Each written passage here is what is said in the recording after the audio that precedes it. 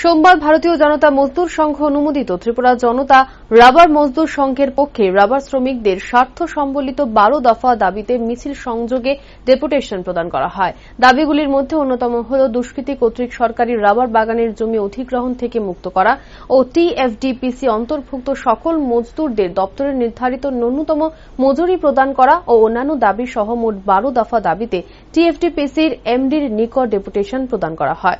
সংবাদ মাধ্যমের সামনে রাবার জনতা মজদুর সংঘের রাজ্য সভাপতি বাপন দত্ত অভিযোগ করে, ত্রিপুরা রাজ্যের রাবার শিল্প একটি ঐতিহ্য। সেই রাবার শিল্পকে বিগত 25 বছর বাম সরকার দুষ্কৃতিকারীদের হাতে ছেড়ে দিয়েছে। সেই সুবাদে দুষ্কৃতিকারীরা কয়েক হাজার হেক্টর রাবার বাগান অবৈধভাবে দখল করে রেখেছে, পাশাপাশি রাবার শ্রমিকদের উপর নির্যাতন চালাচ্ছে। তিনি বলেন, আমার সরকার আমার প্রাণ, রাজ্যের মুখ্যমন্ত্রী মানিক সাহা আমাদের গর্ব।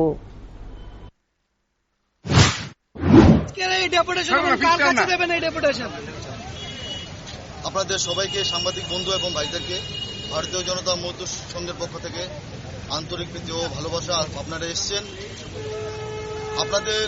আমরা প্রথমে একটা কথা বলতে চাই, আমরা ভারতীয় জনতা মজদুর সংঘ বর্তমান যে সরকার চলছে তাকে আমরা সর্বদাই সাপোর্ট করি এবং মাননীয় মুখ্যমন্ত্রীকে আমরা গর্ব হিসেবে বোধ করি।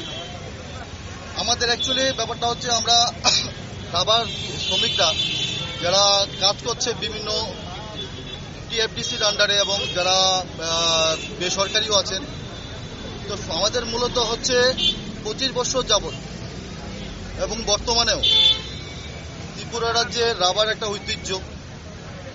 সরকার যে রাবার বাগানগুলি আছে সেইগুলি কিছু দুষ্কৃতিকারী বেদখল, কয়েক হাজার হেক্টর বেদখল করে আছে। ওনারা ওখান থেকে রাবার চাষিদের, যদি আমাদের সরকারি লেবারটা যদি যায় ওনাদেরকে মারধর করে এবং ওনাদেরকে লেটেস্ট কভার করতেও দেয় না। তো সেই জমিগুলি অধিগ্রহণ করতেই হবে এবং দোষীদেরকে শাস্তি প্রদান করতে হবে। এছাড়াও বিভিন্ন শ্রমিকদের বিভিন্ন রকম দাবি আছে, সেই দাবিগুলিও আমরা টিএফডিসি যিনি এমডি আছেন ওনাকে আমরা পেশ করব।